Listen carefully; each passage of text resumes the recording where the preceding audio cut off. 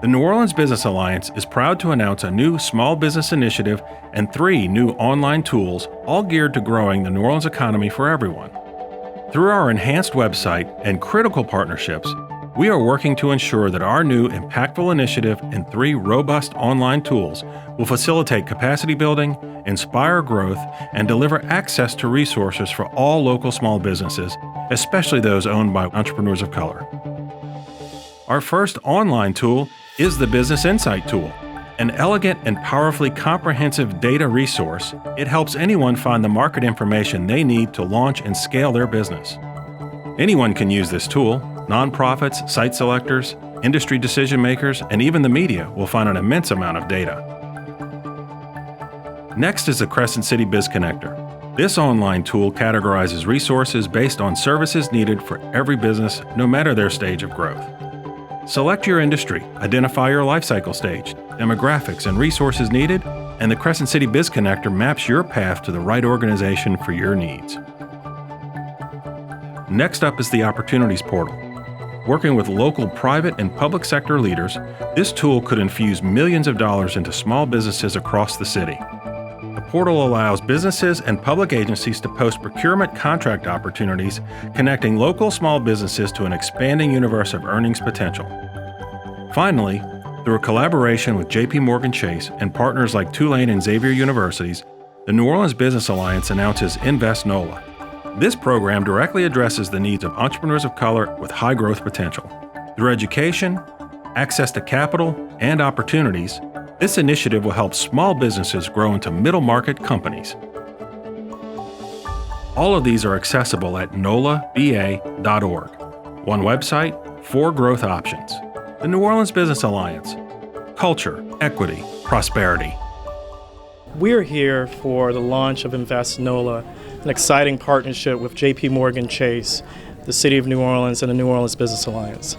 And what makes this project unique? This is a unique project for really 3 reasons. One, we realize that if we want to be the city that we aspire to be, we have to grow small businesses, particularly businesses owned by women and entrepreneurs of color.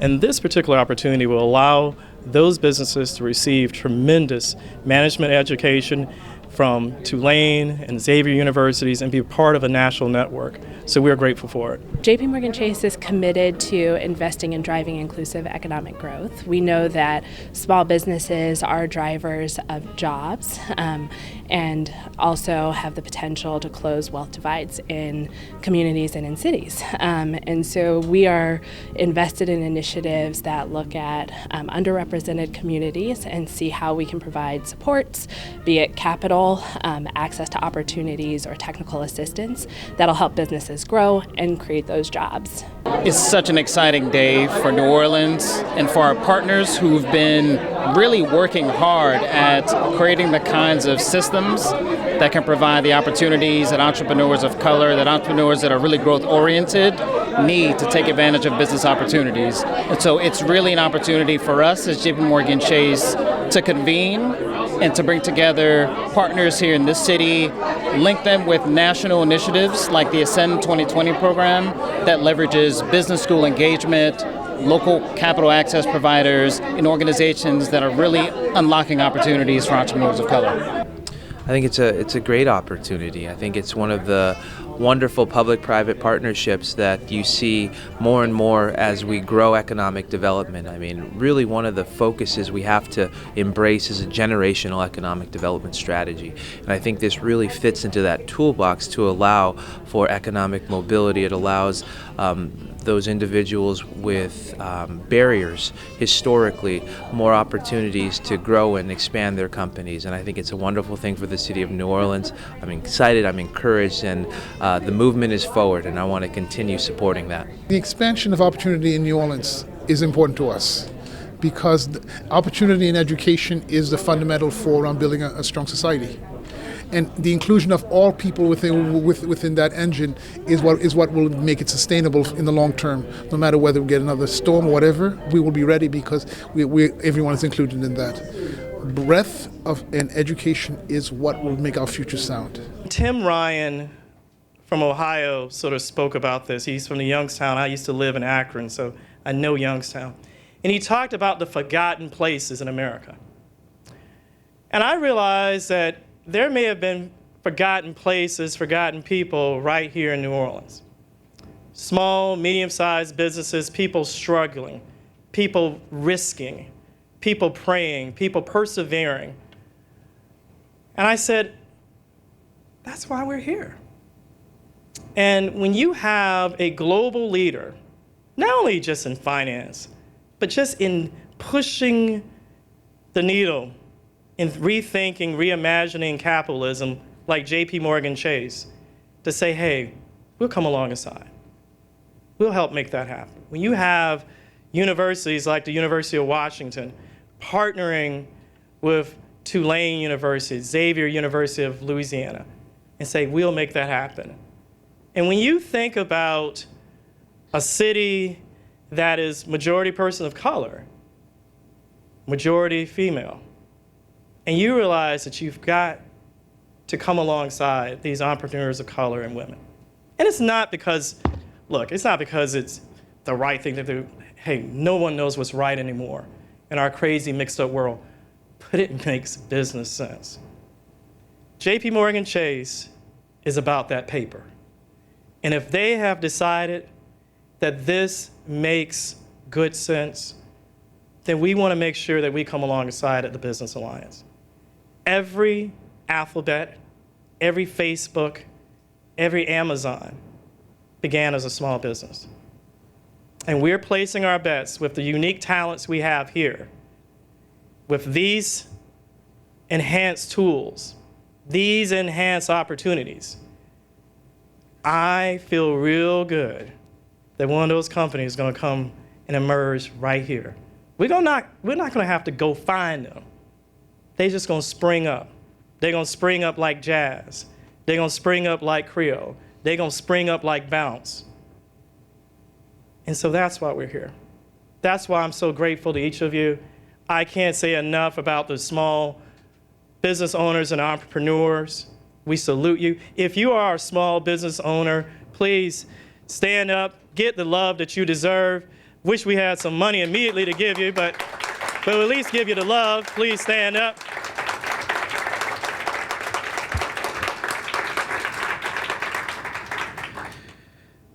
So with that, let me turn to sort of getting back on track, because Lynette still runs a tight ship here.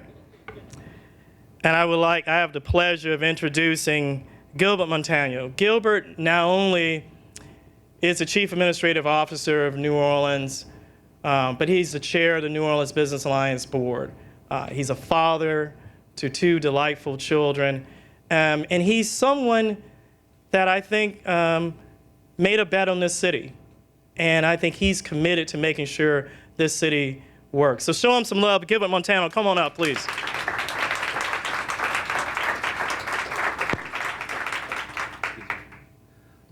Good morning.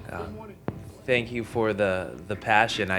I'm sorry to underwhelm people with my words. That was very beautiful. Appreciate it. So, point of topic: the city's excited to be part of the launch of the New Orleans Business Alliance InvestNOLA program. Mayor Cantrell certainly sends her regrets not being able to attend. She's currently meeting with other business leaders in another part of the country, but she wanted to mention that we are focused on understanding the challenges facing local entrepreneurs of color. Recently, the city's disparity study highlighted the fact that while 40% of the city's small businesses are minority-owned, a substantial gap still exists in the total business receipts, overall net worth. The average black-owned firm is worth 10 times less than their white counterpart. African American-owned companies are generating only 2% of total business receipts, a statistic that has remained consistent for over 50 years. The administration is committed to closing this wealth gap, and we know that we have to make a significant investment in a generational economic development plan and strategy. It's more than a concept that we should all work towards. It's a set of goals and an effort designed to create long-term change. The impacts of those of J.P. Morgan Chase and programs like InvestNOLA, which focus on scaling existing businesses, will substantially move the needle on minority wealth creation for generations to come, while we continue to attract new economic development opportunities to the city. The city is certainly committed to growing small business, and from the heart, we understand that a successful economic development plan and strategy must have a well-run city. And certainly the administration and myself pledge to the business owners and leaders that a well-run city is what you all deserve, and that's what we're aspiring to become. We understand that there's departments that need to operate at the speed of business and not the speed of government, and that each department should really wear the hat of a small business ownership, because in essence that's what they're doing. They have their budget, they have their employees, they have their cash flow. They have to really be evaluating that, and that's a spirit of leadership that we're trying to really transition to our workforce. And we understand that our ability to communicate that systematic change is vital, and clarity is our most powerful tool. And as leaders, our currency is that of attention. And so in closing, I just really want to convey to the group and thank those folks that are out there trying to create wealth and develop a larger economic mobility platform. The city is doing our best to do what we can to ensure that you're helped along the way. Thank you.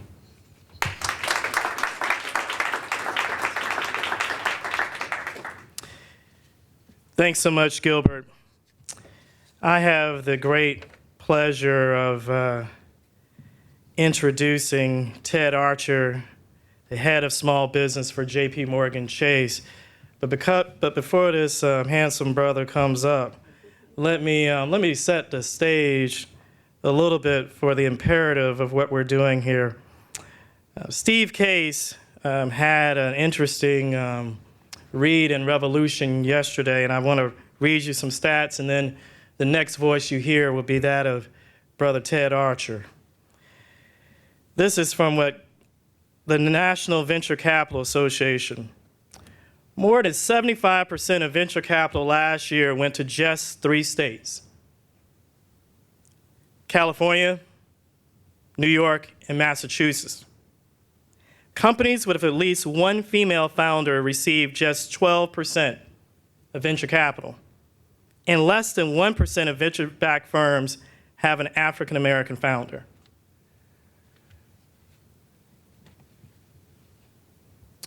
Ted Archer.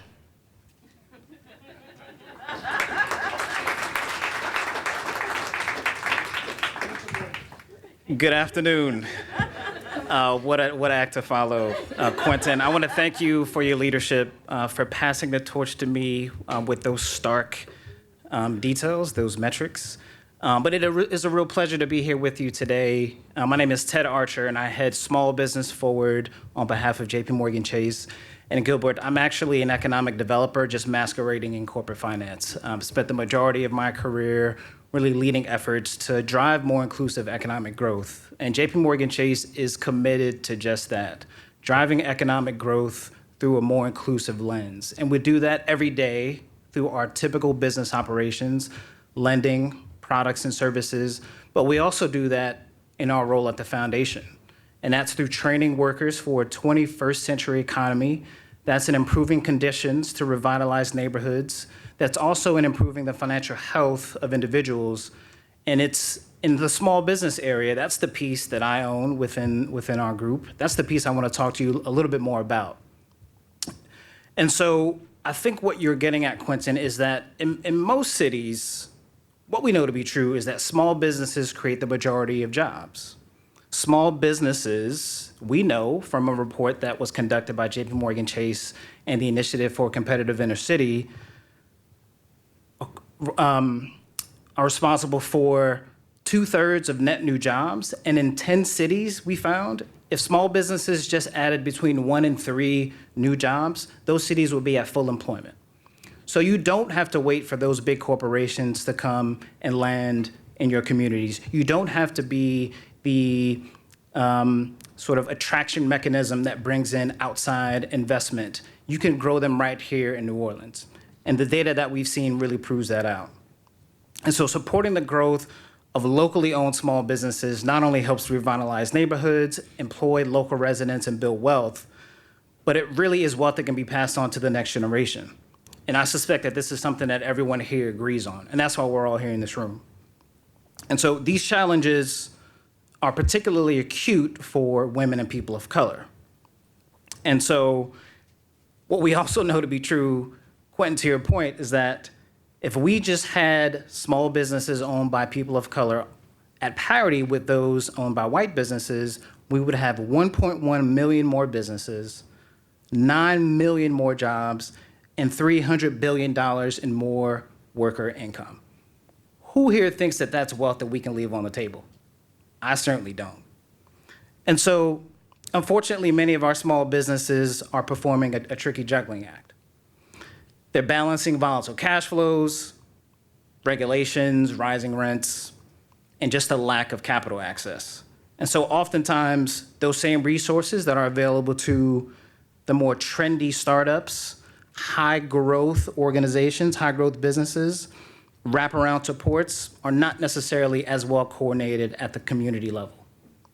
And so for a small business person, it can be difficult to just self-diagnose what those problems are, while also simultaneously trying to maximize your way into a profitable business. And so the fact that we're underinvesting in these communities is something that we really want to change. And entrepreneurship, as we know, is a critical way to addressing and closing the racial wealth gap. But in order to do so, we have to have inclusion and equity at the heart of our strategy. And that's why over the last several years, we've been increasing and investing more in our Small Business Forward initiative. And this is an initiative that's $150 million over 5 years to support women, minority, and veteran-owned businesses. One aspect of this work really does take a closer look at how we can get more underrepresented founders into the doors of some of the nation's most promising incubators and accelerators. And we know that these organizations have been successful. When you get that sort of wraparound support to build your business, it helps entrepreneurs connect to capital, connect to markets. But those organizations haven't necessarily been as diverse or as inclusive in their operations. And so our grants and our investments are designed to really widen that tent. And right here in New Orleans, we have examples of that. We partnered with organizations like Camelback Ventures, like Propeller, and others who are here in this room to do that work. And so in doing this work, we realized that, again, if you're not a trendy startup, if you're just a growth-oriented neighborhood business toiling away in your neighborhoods, that you're not getting this level of service. And no one is recruiting our retailers, our home healthcare providers, our local manufacturers, or our supply chain businesses to join an incubator, even if they do have major potential to scale. So enter in Ascend and InvestNOLA, a national initiative led by the University of Washington to promote local ecosystems for entrepreneurs of color in inner cities that link business schools, consultants, mentors, and capital to accelerate their growth. So far, this has taken place in cities like Atlanta, the Bay Area, Chicago, LA, New York, Seattle, Washington, D.C., and now New Orleans. First it was Zion, now it's Ascend. Last couple of weeks, this city has gotten quite an economic boost, and we really hope and will work towards affecting that kind of change through Ascend here in New Orleans. Over the next 3 years, nationally, the goal of Ascend is to scale more high-potential businesses beyond the $1 million mark threshold, and then increasing their total revenue to over $1 billion. We're proud to announce that JPMorgan Chase has invested $500,000 in Ascend New Orleans, a new partnership between the New Orleans Business Alliance, Tulane University, Xavier University, Nucor, True Fund, and Lift Fund CDFIs.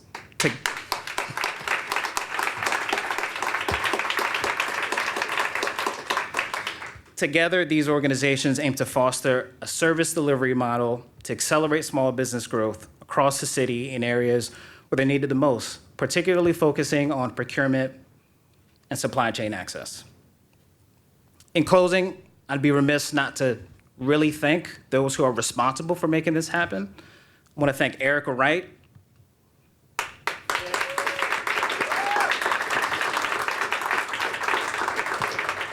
the NOLA BA team, Quentin, Lynette, Ashley. It's such a pleasure to have you host us today and to be part of this initiative.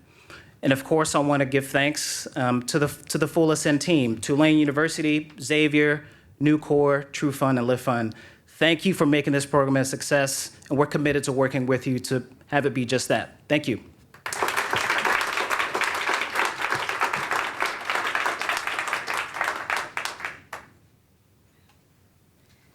Thank you, Ted.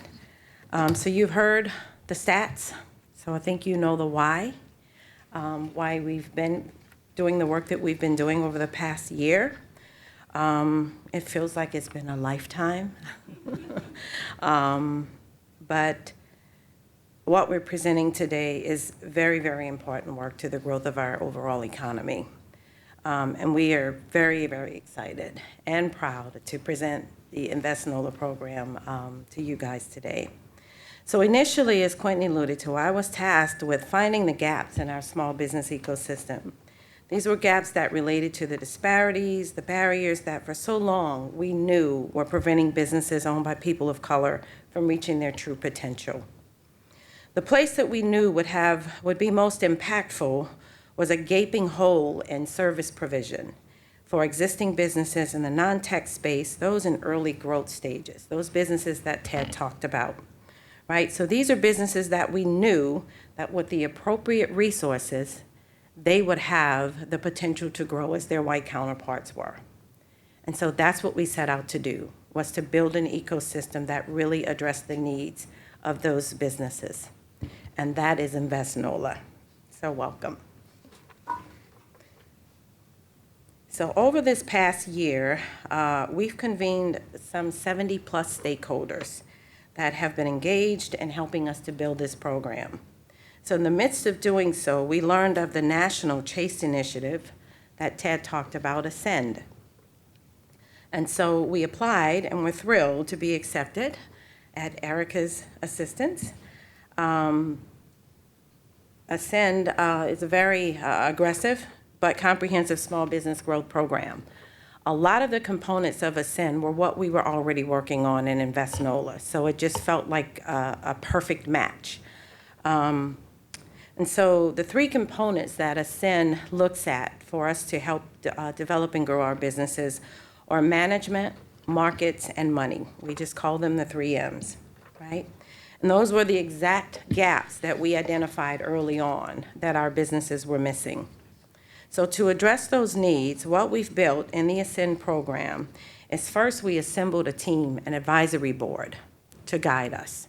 These were some high net worth individuals. These were financial professionals. These were people who manage startup funds and angel networks, technical assistance providers, successful entrepreneurs, the people that we knew who could really tell us what to do to make this program a success. And so they've been guiding us now for over a year. And then we knew that we would have an education component. The management part of this said that we needed to make sure that our businesses were trained and had the right kind of education, an advanced level education that they weren't already getting. And so we enlisted the help of 2 universities here, 2 local universities, Tulane and Xavier Universities, our HBCU. And they have provided a very comprehensive curriculum, a robust program. And we're really, really proud of this program because it was really built looking at being very intentional about the needs of our targeted businesses. So our advisory team, our CDFI group that have all been meeting for over a year now, we have a procurement team. All of them weighed in and talked to both Tulane and Xavier about what was needed in this curriculum, right? Because our procurement team knew what these businesses would need to be able to respond and successfully perform in opportunities. Our CDFIs knew what they were going to need to be prepared to make a loan request. Our advisory team knew how to get them prepared for an equity investment, how to get them to the point of real growth. And so those tables now have been shaping what we've put together here for the better part of a year. And so finally, what I'm really, really proud of is our procurement council. It's the one thing I'm not sure Ted didn't mention for all of the other Ascend cities, and what makes New Orleans so different is we have assembled a group of nearly 20 procurement officers, facilities managers, supplier diversity professionals. All have been working together now for over a year, collectively strategizing on how they would be intentional about creating opportunities for entrepreneurs of color. So I would really like to ask members of the Procurement Council to stand, be recognized.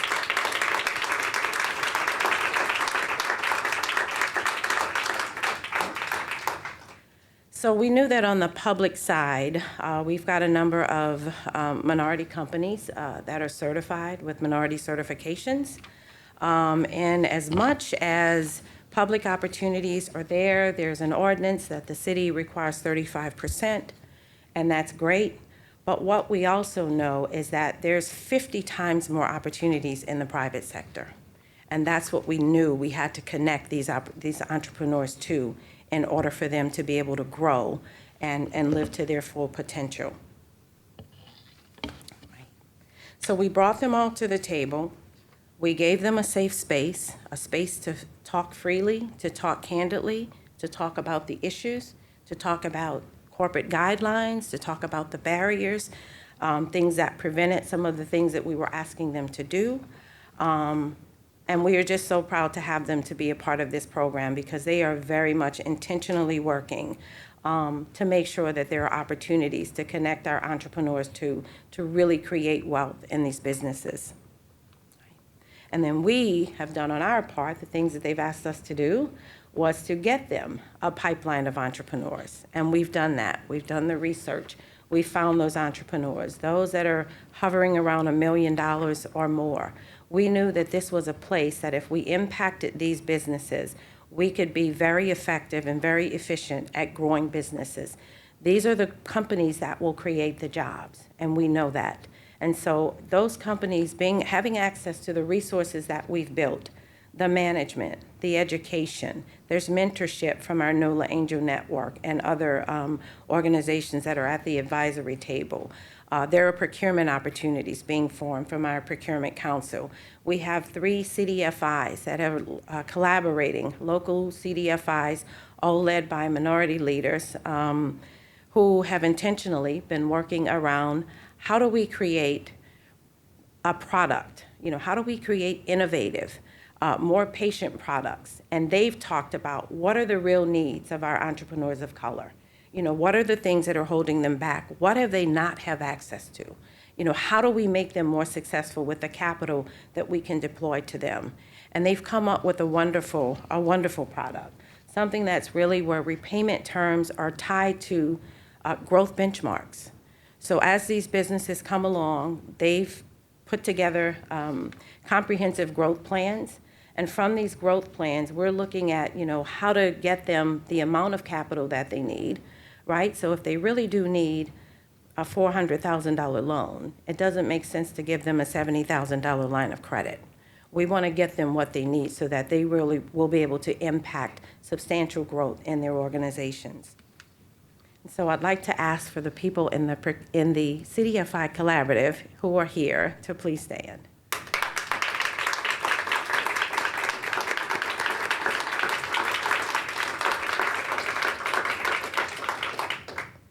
Right. And so one of the places that the Procurement Council spoke to us and said, here's what we need you to do. They asked us to build an online opportunities portal. Right? We want to create these opportunities, but we want to make sure it is a place where the entrepreneurs we're targeting will go to find these opportunities, apply for them, and then they can perform in those spaces. And so we did that. And so I'd really like to give another shout out to Wayne Inkelard, my cohort, my partner in crime.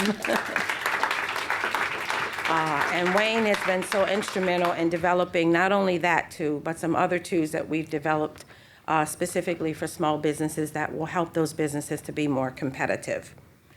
So I would also be remiss if I didn't acknowledge an amazing consultant who has been here and has helped us with this work from day one. And we never could have been here without you, Miss Judith Dangerfield. Judith, please stand.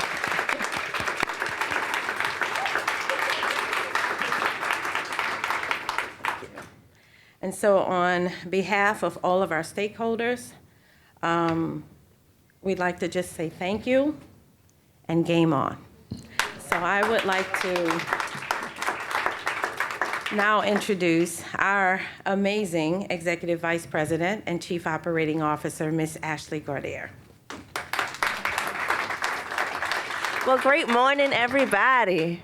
I'm so excited, I don't know what to do. We have been working, all the people in this room, to do something new that would transform New Orleans and make us the best city that we can be. And so here we are at the precipice. It's time to jump. The challenge of events like this is that when you see a couple brands, it doesn't tell the full story of partnership and folks who've been at the table. And so I won't talk about people's pedigrees. I just want to, I need you to know that the next folks that you will see, our university partners, have been amazing. One of the things that Mayor Cantrell has charged us with as a community is to figure out how to better leverage the universities that we have here as our greatest asset. And Tulane and Xavier, flagship institutions in our city, but sometimes when we think about the institutions, we don't focus in on the people. And so it has been an honor for our team to work so closely with you. So you are going to hear from Dr. Verrett, C. Reynolds Verrett, who I think we have all watched as he's taken the helm of Xavier University, bring us all to new heights and deeper depths, and to see just how powerful and impactful and brilliant we are. And so just want to say thank you, not only for your leadership, but for allowing your team to be genuine and real partners with us in this work. And then you'll also hear from Rob Laka and Laura White at Tulane University, who we've watched the university cultivate leaders, not just for the city, but around the country, and their determination to now do something really meaningful inside of wealth generation for the people of New Orleans and the business owners. So I just want to acknowledge all the hours spent, all the pages and documents created. We see you and we appreciate you. Please come up.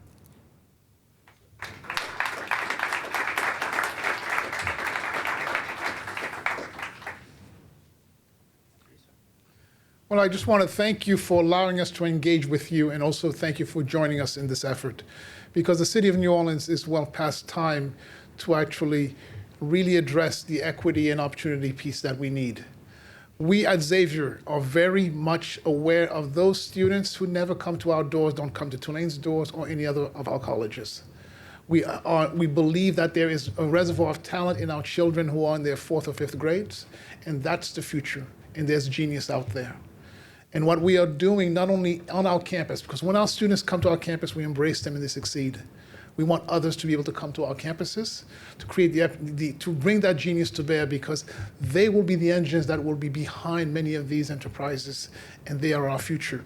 And that commitment is there. And that commitment is not only at Xavier, we see it everywhere. So I think that is a common desire for the city. And we believe that is a society we will become, where each one of us will matter. Thank you.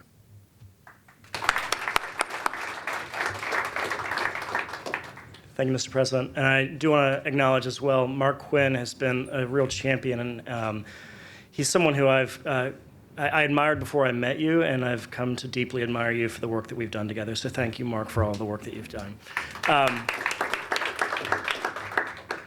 So the 3 M's, I want to just say a word on 2 of them, and then Laura's going to talk about the 3rd. Michael, you came up with something really clever when you came up with those 3 M's. So money, markets, and management. So let's talk about money and markets. 83% of all entrepreneurs never raise a dime of venture capital or get a loan. And we know that systemically that those numbers are worse off for women and for people of color. And so that's a challenge, and it's something we need to work against. When I was in Kansas City at the Kauffman Foundation just a few weeks ago, I met the 2 women, Ashley and Carrie Ann, who are the 2 of the entrepreneurs that have raised more than $1 million that happen to be people of color and women. There are only 38 women, people of color, who have raised over $1 million in venture capital in history. I met the 37th and 38th. To me, as Quentin alluded to, that's not just wrong, even though it really is wrong. It is really, really dumb. It's bad for our economy as we try and compete in a globalized marketplace. And so this is part of that, our contribution to that. We're going to address money. We're going to address markets.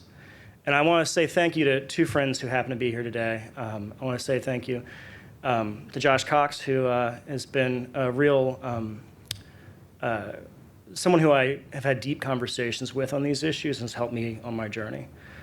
I want to thank John Suarez, who's here as well. John's someone who has been also having some very deep conversations, but also trying to make sure that Tulane, that our university, is looking at this seriously. So, John, thank you to you. But I want to talk about markets, because we know that systemically the markets are not functioning in the way that they would if they were not working fairly for everybody, regardless of your skin color and regardless of your gender. And so we're going to work to solve that, because when you think about what New Orleans needs to do in order to make sure that every person who is here who is building a business has a level playing field, we're not there yet. And this is a very small but a very important step in the right direction today. And then management.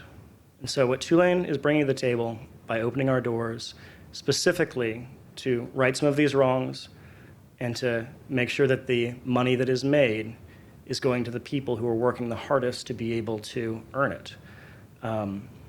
That's a part that we can uniquely play that I'm grateful to all of the partners for bringing us to the table to help to do that. And so Laura White's going to discuss the management piece of this. Laura. Thanks, Rob. So the Ascend program is a perfect fit for Tulane's A.B. Freeman School of Business and our new initiative launching non-degree executive and professional education programming for the entrepreneurs here in New Orleans. So we're very excited to be part of this. We're so excited to partner with everybody involved, which has been an amazing experience that we look forward to continuing. And we're also really excited to host everybody for the educational piece at our new facility downtown.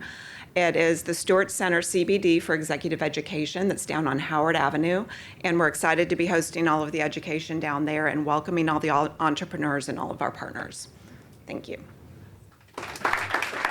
Can you all share just a little bit about what your experience has been in the planning phase of InvestNOLA and what makes it different, really? I can start off. Again, Milo Poirier with True Fund Financial, and I represent the CDFIs. Vaughn Fourier is here as well. It was a pleasure for us to work with you guys. You guys were phenomenal, along with Judith. Again, like Lynette said, it's been over a year coming. Monthly meetings to discuss what products are out there and how we can be different from them, and I think we do have a product that is different and that is well needed, especially for our entrepreneurs of color and for women-owned businesses. I think coming together with 3 CDFIs who are definitely invested in New Orleans and work with the minority and women-owned businesses, we brought forth a lot of information that kind of helped build out this product that we're very proud of. Anselmo, you at Blue Cross Blue Shield has already been a champion inside of more inclusive procurement processes. But what felt different? Why did all these building blocks need to come together?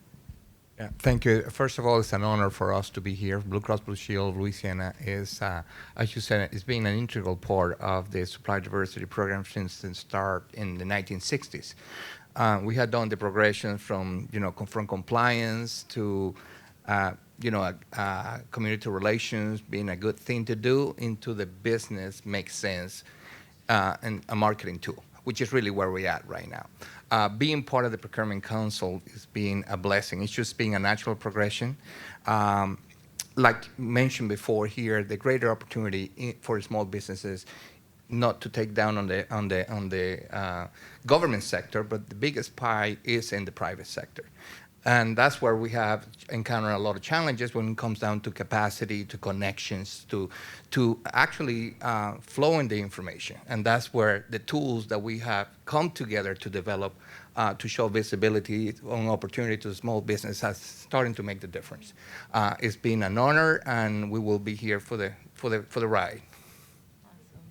I'll go. Scott Whitaker. I'm here representing the NOLA Angel Network on the advisory board. My day job is with Stone Pigman Law Firm, where I work in mergers and acquisitions and corporate finance for over 35 years. And in that period of practice, I've seen a lot of programs come and go, and a lot of them, in my opinion, have been nothing but lip service to what we're trying to do here. The Angel Network even was a little skeptical about participating in this. Is it just going to be another check-the-box kind of lip service program? But in my time, I've seen that this, I really think, is different. And it's different because it's comprehensive. It brings together all the different pieces that are needed in order to really build that black wealth and therefore black middle class, and therefore bridge that equity gap that we have here, that we've got to bridge if we're going to be a successful city. And we've seen many cities pass us up over the last couple of decades. So it's comprehensive in that it brings together the first of all, the entrepreneurs of color who have the drive and the capacity to grow. It identifies gaps. It has an education piece to fill those gaps. It's got a procurement piece to actually get a pipeline for the supply chain folks, and it's got the most important piece, which is the capital, which is where the Angel Network comes in, and we come in for a slice of that capital for certain types of businesses which are not the lifestyle type businesses. But it also has the CDFIs and the other to provide the other. So it's the full spectrum of businesses. Any type of high growth business can be helped by this program, and we've got the drive of a lot of different constituencies which is necessary to make it happen. So I'm real excited about it. And Krista, I was joking earlier, but you know there are many programs on the ground to support entrepreneurs and startups. What did you hear that was different inside of this? So thank you, Ashley. I'm elated to be here. Again, my name is Krista Pouncey Dyson. I own Performance First Digital. I guess it's been maybe 8 or 9 months ago when I began conversation with Judith and Lynette. Their passion behind this was phenomenal. I have sat in other cohorts, very noted cohorts. Goldman Sachs was one. Others in the city, to your point, where you do feel like you're checking a box. Just, hearing the passion behind what you guys are trying to do here from a guidance perspective, mentorship, the capital aspect, and importantly, the opportunity aspect, I think are critical just to see minority businesses grow, and what was really attractive for me. We've talked for my lifetime in New Orleans about the access to capital challenges, particularly Anselmo and Krista. What does it mean for us to be wrestling around new financial products and not just more debt? Well, one of the biggest issues for small businesses is being the access to capital. As presented in statistics, that's being an endemic problem over the years. We have set up in this group to try to address those issues to make it to a reality. I can speak that right now I'm in the middle of a transaction that is pending access to capital. And only by networking and bringing our efforts together is when we're going to actually bridge that gap. Small businesses, I would say, we create a lot of employment, but without the ability to grow, that dreams go stale.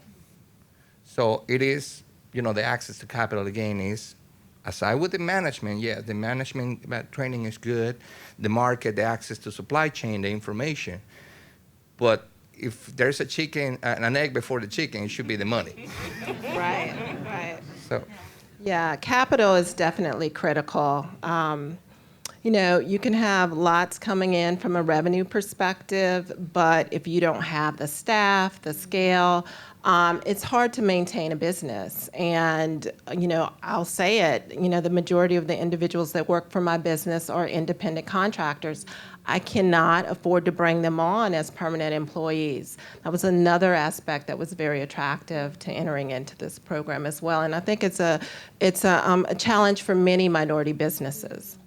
So unlike last time any of the folks in this room were here, we were announcing the mobilization fund that Nucor is managing. And so it was real money in the bank, ready to go. Building this new financial product is hard. So when you call tomorrow, it's not there. We are still actively building a capital product. And so we wanted first to make sure that folks understood that, but that the commitment is real and it will exist. But we wanted, Mila, if you could just talk about, give people some of the sense of the considerations that the CDFIs have been working through in the design of this new product that actually is new across the country, just to be clear. That's why it's so hard. Everybody has recognized that traditional loans are not enough and we need more patient capital, and yet we're the first to kind of really jump in and try to figure out how to construct it. So again, yes, it's a one-of-a-kind product. And one of the key things was to look at what's already there. And one of the things that we thought about was the payment terms. And I think Lynette might have mentioned it earlier, really tying the repayment terms to the defined growth of the business. So as Lynette talked about, the business will have a growth plan. So those payment terms will be based on those benchmarks. And then also making sure that what the business can use it for is very useful. We have a lot of products out there that are for various things, but for this, focusing on like working capital, mergers, acquisitions was key for us to make sure that we're able to take those businesses that are at a 750,000, $1 million to beyond, and taking those small businesses to mid-level businesses and beyond. Thank you. We talked a little bit about mentorship and the role of the Angel Network. For folks who are in the InvestNOLA cohort, what should they expect in terms of the partnership of the Angel Network and mentorship? Well, the Angel Network has a financial product, and we're open for business now. We're very well known in the entrepreneurial community, still not so much in the general business community. The NOLA Angel Network was started 5 years ago. It's a network of high net worth individuals who come together for purposes of investing in high growth companies, startup and development stage companies. For our first 3 years, we were the fastest growing angel network in the country. We're now right at 100 members. In the 5 years we've been in existence, we've invested in 19 different companies, a little less than $8.5 million total, with about $75 million total economic impact for those investments. Lots of jobs created there. We've got, of those 19 companies, we've got one that is an entrepreneur of color as the founder, 3 women, 1 Asian. We'd like nothing better than to help increase our pipeline of potential investment opportunities in the African American entrepreneurial and founder community. So that's what we're here for. We do mentoring and lots of outreach to try to help that, and which is why we're part of this program. So we're happy to do it. And then last question is for Anselmo. We've committed to supporting, really building a pipeline of quality, qualified entrepreneurs of color for your procurement and contracting opportunities. What does it mean to you to have kind of a vetting process as you extend opportunities, and how does it support firms like yours being more intentional about the spend with entrepreneurs of color? Well, the biggest contribution to it is our supply chain management group, which is not traditional in many companies, but ours is embedded. Supply diversity is embedded in supply chain management. It's not 2 separate units, but everybody's responsible for supply diversity. But we still have to deal with the business owners. Having assistance to our program of having veteran vendors with suppliers that will have proven track record, that will have certifications on time, that they will have capacity building and access to capital, help us sell those vendors to our business owners, which always still an uphill battle to try to give them a comfort level to say, okay, you bring in new vendors. Why is my incumbent? Why do I need to flip my incumbent? Well, what is it? What are you losing by giving the opportunity? And when you give the opportunity and you come with good credentials coming from a process like this, it just helps our professionals, supply chain management professionals, to achieve that goal. So by all means, it's had moved the needle. Thank you. Well, thank you guys so much for being in this conversation with us. I'm going to turn it back over to Lynette. Thank you.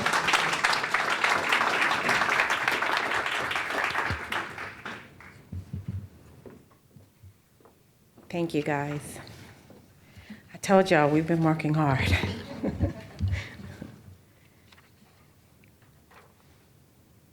So now I would like to acknowledge, and you heard before earlier today, Erica Wright. She's our program officer and local foot on the ground for JP Morgan Chase. And Erica, we just want to acknowledge you.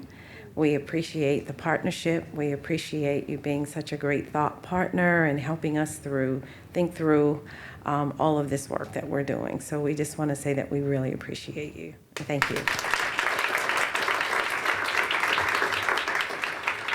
And then all the way from Seattle, we brought in Mr. Michael Verschow, who is the National Director for the Ascend program. We wanted you to hear from him, to hear about what they've been doing prior to us getting into the program, all of the other cities that are working in the program, and he'll be able to offer a little more information. Michael Verschow.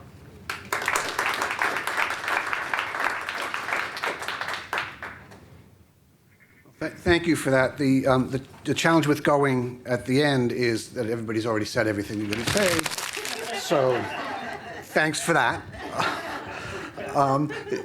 What Ascend fundamentally is all about is what was said before, right? It's about building the 3 M's. We know that businesses, regardless of race, ethnicity, gender of the owner, need to improve their management skills, need access to markets, and need access to money.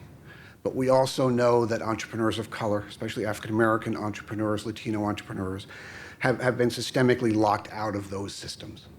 And what is exciting about what Ascend is doing nationally and what NOLA BA and the other partners are doing here in New Orleans is we're changing those systems. Right? It's a new day, and it's a new way of doing things.